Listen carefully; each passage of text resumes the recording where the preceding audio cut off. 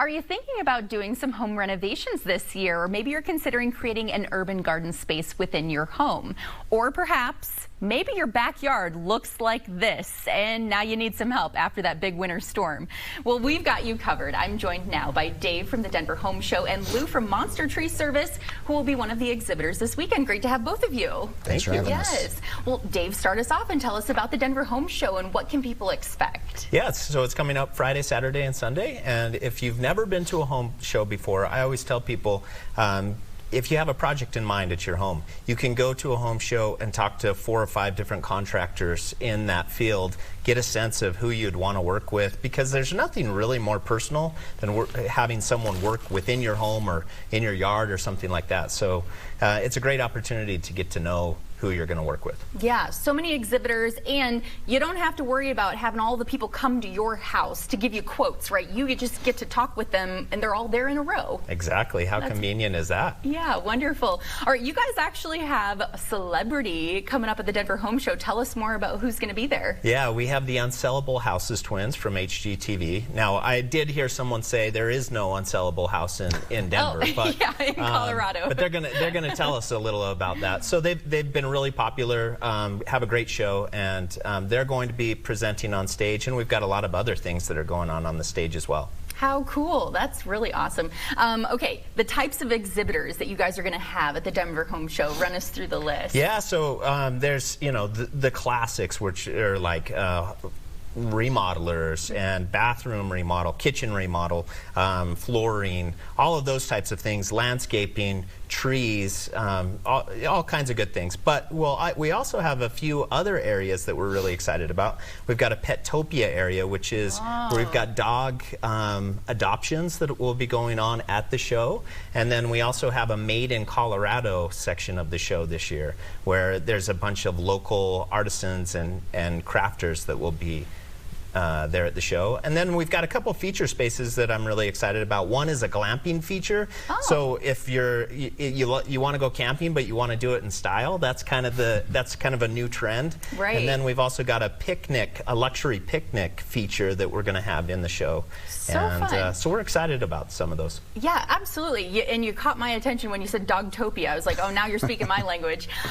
So for folks that are going, they want to talk with some of the contractors, do you have any tips on maybe questions that they should prepare in advance, maybe to help them navigate that, or maybe just avoid any surprises down the road? Yeah, I would say that one of the biggest things to do is go to our website, denverhomeshow.com, and you can see the list of all the exhibitors that are on there. And if you have a project in mind, think about some of the things that are most important to you about when hiring a contractor. Think about what you're looking for, and you can prepare a couple questions and ask those same questions to those contractors, because you'll be able to meet several of them, and that'll give you a really good sense of who you feel most comfortable working with. That's a great strategy. All right, well, Lou, we were talking before the show, we showed the picture on screen. A lot of folks dealing with the after effects after the snowstorm. Trees in my neighborhood were cracking, branches were falling off. If people at their houses, they lost some branches on their tree, what recommendations do you have for them as to kind of how to remediate this now? I mean, so you've gotten all the branches cleaned up, they're out on the curb. Next best thing you can do is address the points on the trees that were broken.